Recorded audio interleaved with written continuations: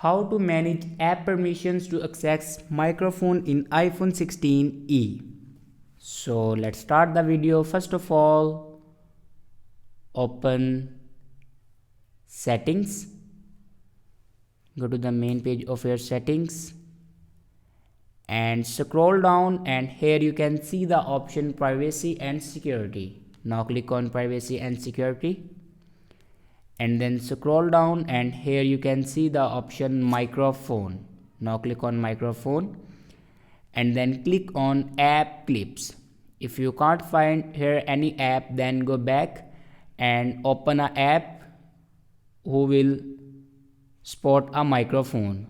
Now simply go back and open app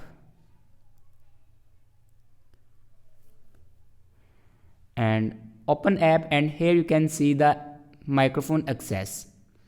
So this is the way to manage app permission to access microphone in iPhone 16e. I hope this video is helpful for you. Thanks for watching.